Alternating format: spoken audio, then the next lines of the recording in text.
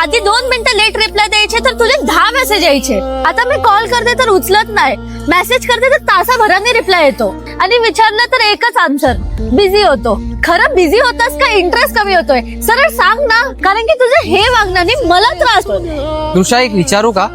काय?